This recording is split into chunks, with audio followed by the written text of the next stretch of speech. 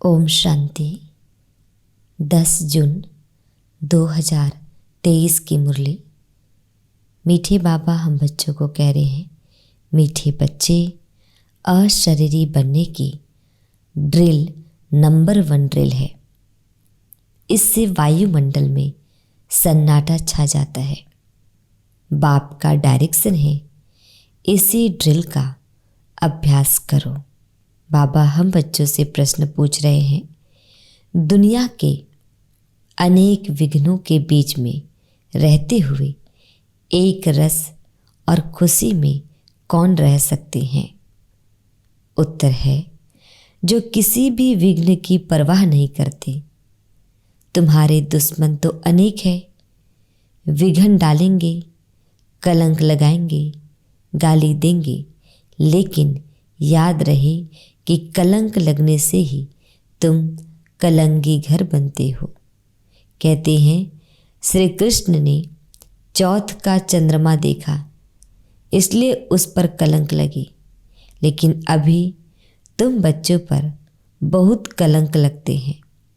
अंत में तुम कहेंगे, हे भारतवासियों, देखो तुमने बहुत कलंक लगाए और हम अभी कलंगी धर बनते हैं। ओम शांति। बच्चों प्रति शिव बाबा का फरमान है।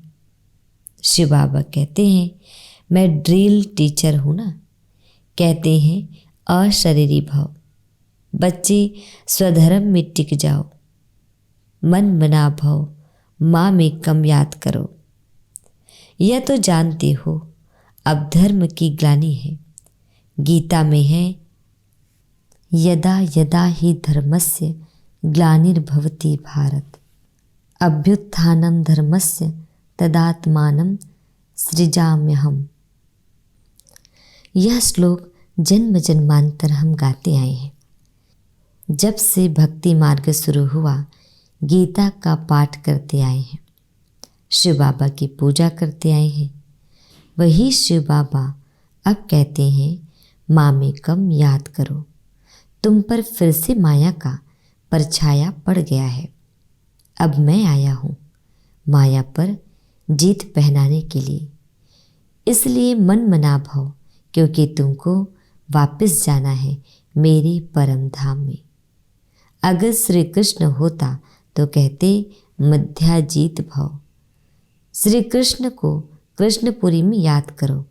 ज्ञान का दाता कोई श्री कृष्ण नहीं है, वह तो है शिव। शिव की ही पूजा होती है, उनको परमात्मा कहा जाता है। तो हम आत्माओं को वहाँ जाना है, इसलिए बाबा ड्रिल सिखलाते हैं।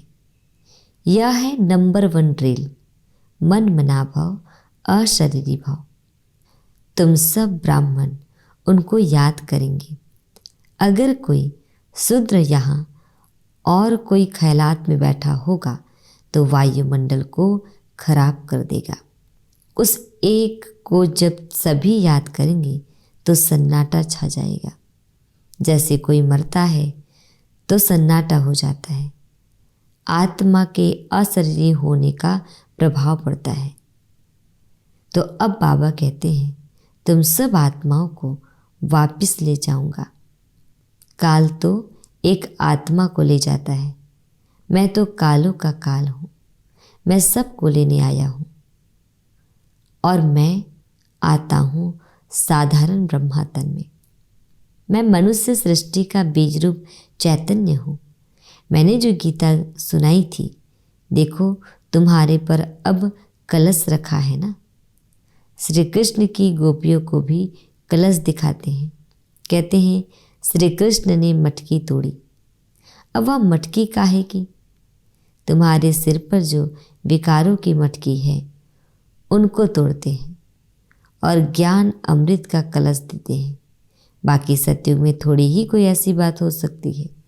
गोपियाँ तुम हो। गोपी वल्लभ की गोपियों पर जो जहर का कलश था, वह फोड़ ज्ञान अमृत का कलश रखते हैं। तो इसमें बुद्धि बहुत अच्छी चाहिए, तब धारणा हो सकेगी। गोपियों का वल्लभ माना बाप तो है शिव बाबा। श्री कृष्ण को वल्लभ नहीं कह सकते। लिखा है कि गोपियों को भगाया, अब बाप थोड़े ही भगाएंगे, यह तो कायदा नहीं है। बाबा समझाते हैं, अब कोई महात्मा कहे कि शिवो अहम, तो बोलो कि एक तरफ कहते हो महात्मा यानी महान आत्मा, फिर अपने को परमात्मा अथवा शिवो अहम क्यों कहते हो? महान आत्मा तो पवित्र आत्मा ठहरे। यह राज समझाना है। इसको ज्ञान का धर्म युद्ध कहा जाता है।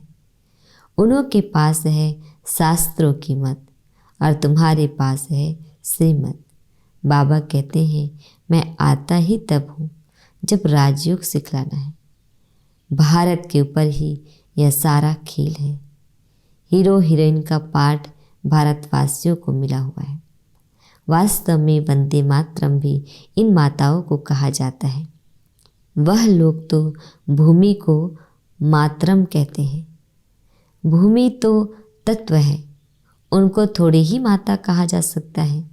इस धरनी में रहने वाली तुम माताएं हो, तुमको वंदे मातरम कहा जाता है। वह भूमि को वंदे मातरम कहते हैं। तो भूत पूजा हो गई। अभी तुम बच्चे योग बल से अपनी बादशाही लेते हो। सब मेहनत करते रहते हैं, पवित्र बन बादशाही लेने लिए। जिस तरफ साक्षात सर्व समर्थ सर्वशक्तिमान है, उनकी ही जीत होनी है। परमात्मा की महिमा बिल्कुल अलग है। वह आकर ड्रिल सिखलाते हैं कि माँ में कम याद करो, और सब तुमको दुख देने वाले हैं। सभी दुश्मन बन विघन डालते हैं। यह कोई नई बात नहीं है। हमको कोई दुनिया की परवाह थोड़ी ही है।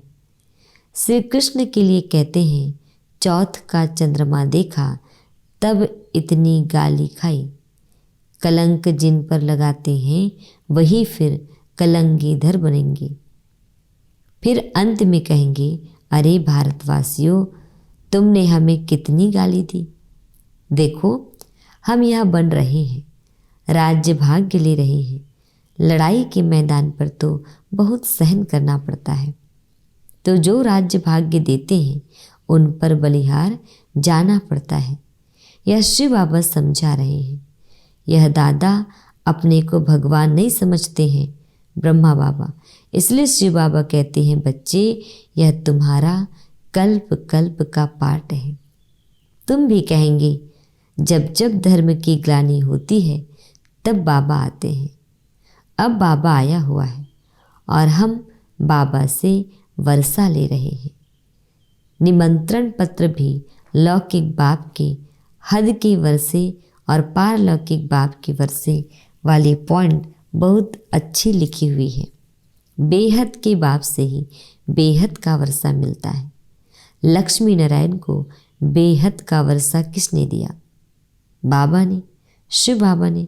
तो यह सब समझने की बातें हैं। हमारा यह सितम सहन करने का भी पाठ है।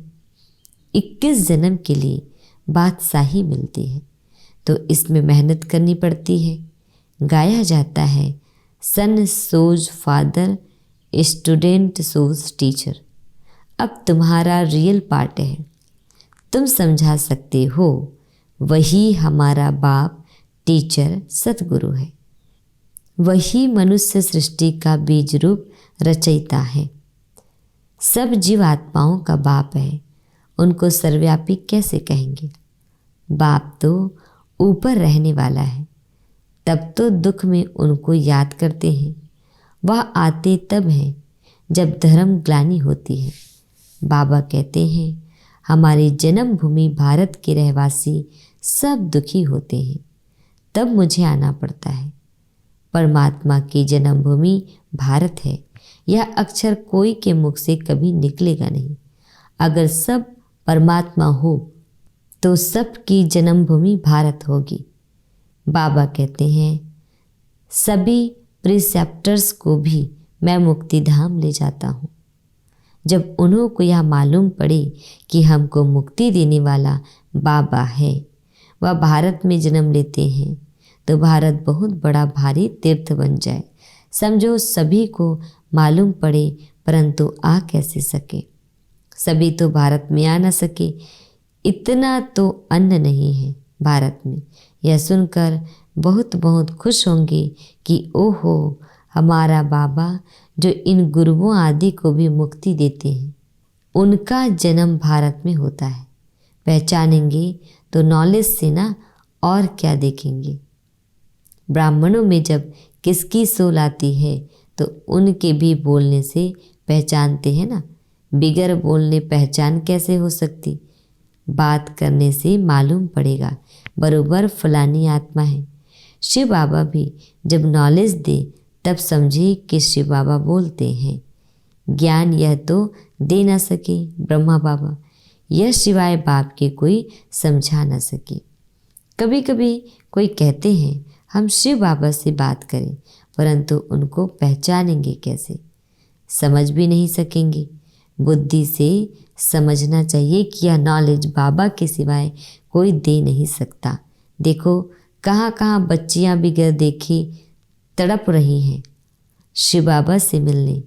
जरूर उनकी ताकत है जो खींचती है, कशिश होती है तो उन्हों को सफ़ेद पोश का साक्षात्कार कराते हैं। इसलिए बाबा कभी हमारी ड्रेस बदलने नहीं देते हैं। तो उनकी नॉलेज से मालूम पड़ता है। बहुतों को भिन्न भिन्न प्रकार के साक्षात्कार भी होते हैं, परंतु उनसे क्या फ़ायदा। तुम्हारा काम नॉलेज से है, यह नॉलेज कोई दे ना सके तो यह सारा गुप्त पाठ हुआ। कहते हैं मैं आत्मा का रूप धारण कर इसमें प्रवेश हो जाता हूँ। तो यह नॉलेज इतनी बाबा ही देते हैं, हम थोड़े ही जानते थे। बाबा देखो कितनी कमाल करते हैं। कहते हैं मुझे अपना वारिस बनाओ, मैं तुम्हारी इतनी सेवा करूँगा जो तुम्हारा बच्चा भी कभी नहीं कर सकेगा। मैं तुमको 21 जन्म के लिए राज्य भाग्य दूंगा। फिर भी अगर वारिस ना बनावे तो तकदीर कहाँ जाता। तुम बच्चियाँ जानती हो हम शिव बाबा से वर्षा लेने के लिए यहाँ आए। शिव बाबा को और वैकुंठ को तुम सिवाय दिव्य दृष्टि के देख न सको। ज्ञान तो बिल्कुल क्लियर मिल रहा है ना। हमको बाबा राजयोग सिखलाते हैं। ऊंच ते ऊंच वर्षा है बैकुंठ की बादशाही, सो भी पढ़ाई से मिलती है। कोई भी राजयोग सिखला न सके। हम नर से नारायण बनते हैं, यह राजयोग सिखलाते ही अंत में है। तब तो फिर सतयुग में राजा रानी बनेंगे। यह मुसलों की लड़ाई प्रसिद्ध है। गीता से देवी देवता धर्म की स्थापना हुई। उस समय तो और कोई धर्म था नहीं। वे सब कहाँ गए, विनाश हुआ। बिल्कुल सहज बात है। ट्रेन में तो तुम बच्चे बहुत सर्विस कर सकते हो, फिर भी प्रजा तो बन जाएगी। गाड़ी का डिब्बा ही तुम्हारी प्रजा बन जाएगी। बैठ कर सुनेंगे तो उनको बहुत अच्छा लगेगा। लिटरेचर हाथ में होना चाहिए, साथ में लाडला श्री कृष्ण भी होना चाहिए। अच्छा, बाबा हम बच्चों को विश कर रहे हैं, मीठे मीठे सिकिल दे बच्चों प्रति माता पिता बाप दादा का याद प्यार और गुड मॉर्निंग। रूहानी बाप की रूहानी बच्चों को नमस्ते।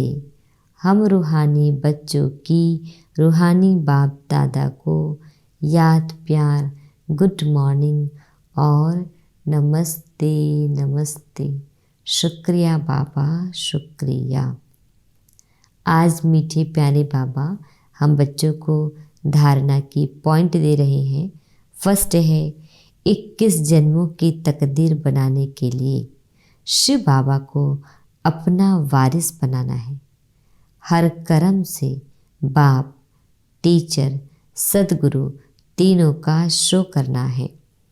दूसरी पॉइंट, ज्ञान क्लियर मिल रहा है, इसलिए साक्षात्कार की आश नहीं रखनी है।